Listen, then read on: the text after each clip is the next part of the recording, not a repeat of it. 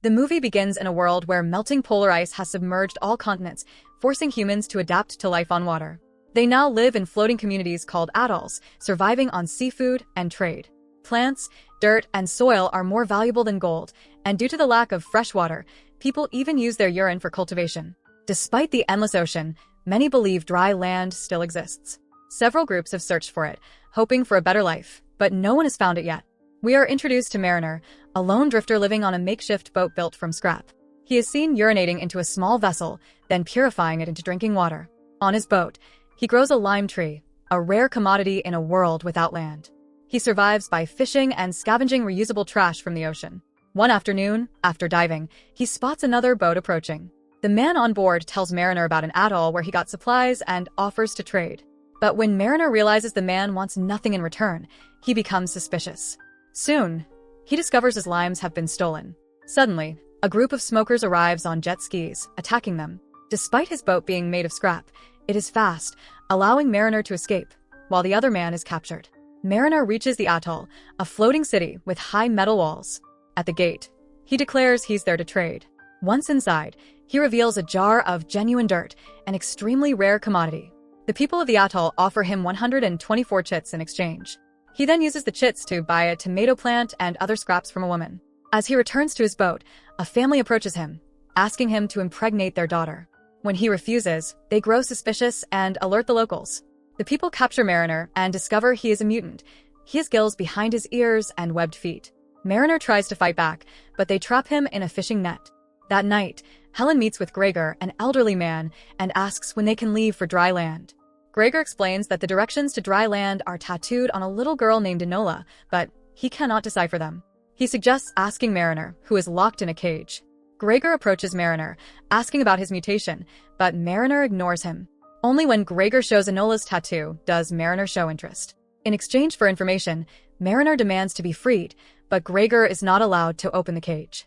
The next day, the locals sentence Mariner to death, planning to drown him in a swamp pit by lowering his cage.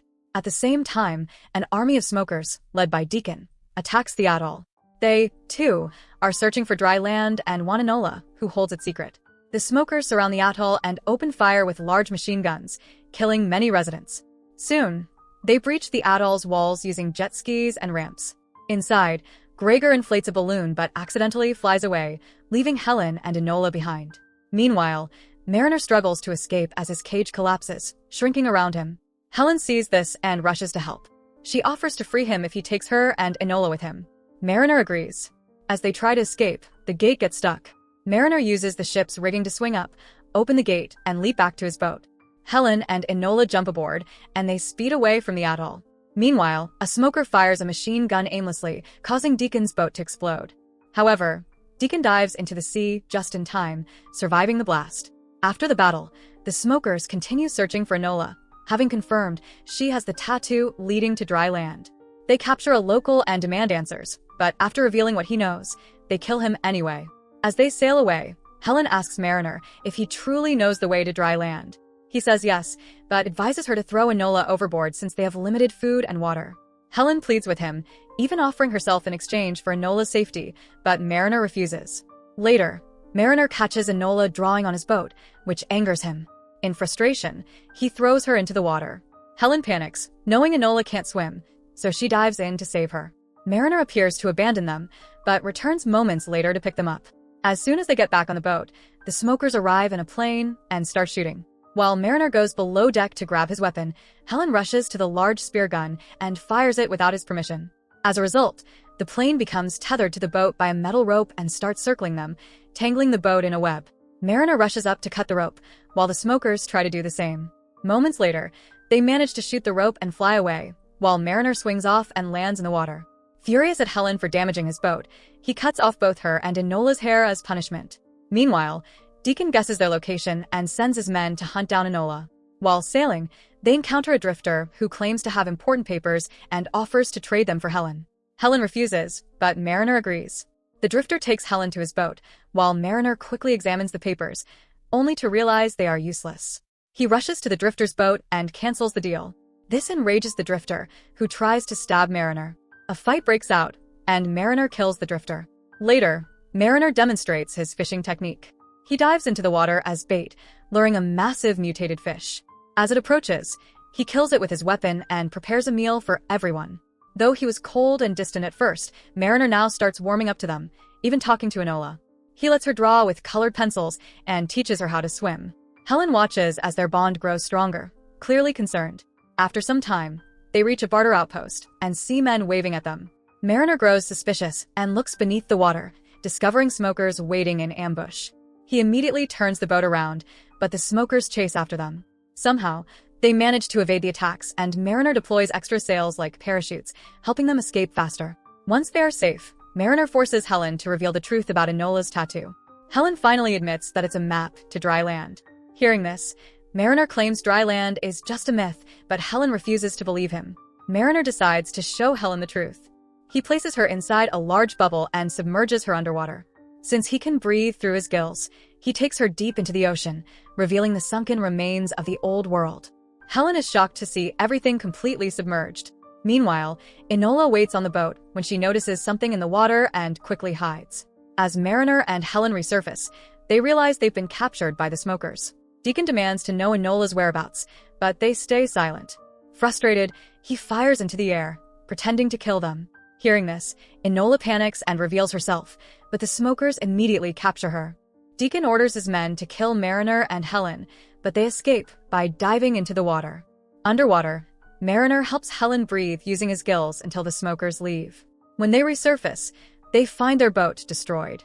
Meanwhile, Deacon tries to manipulate Enola, acting friendly and asking about her tattoo. She refuses to speak, so he offers her colored pencils, but she remains silent. Back at the destroyed boat, Mariner and Helen feel hopeless. Helen asks why he refused her earlier when she offered herself, and Mariner replies, "Because you didn't like me then." This touches Helen, and she kisses him. That night, they make love on the boat. The next morning, while Mariner tries to repair the boat, they spot Gregor arriving in his hot air balloon. He rescues them and takes them to the survivors from Atoll.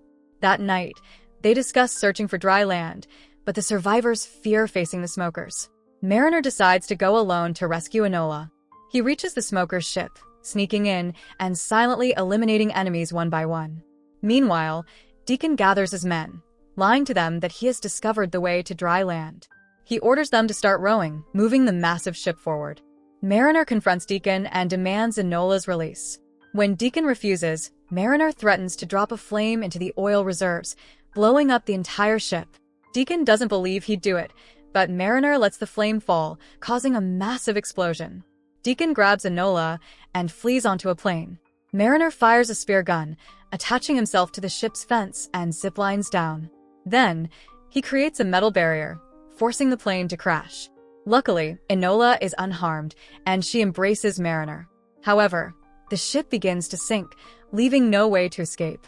Just in time, Helen, Gregor, and an atoll survivor arrive in the hot air balloon. They drop a rope, pulling Mariner and Enola up.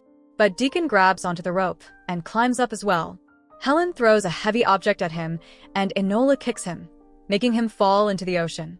Mariner and Helen reach the hot air balloon, but a persistent Deacon jumps on a jet ski and shoots at them, causing Enola to fall into the water. Deacon orders his men to capture her, but Mariner acts fast. He ties a rope around his leg and leaps from the balloon, grabbing Enola just in time. The jet skis collide and explode, and they safely return to the balloon. Finally, Gregor deciphers Enola's tattoo and navigates toward dry land. After days of travel, they spot a bird, and moments later, they see land for the first time. Overjoyed, they begin exploring. Soon, they discover a hut, and inside, they find two skeletons, Enola's parents. Nearby, they find a map identical to Enola's tattoo, confirming that her family sent her away in hopes of bringing others to dry land. Meanwhile, Mariner feels out of place. He realizes he doesn't belong on land and decides to leave. Enola is heartbroken, begging him to stay, but he insists he was born for the sea.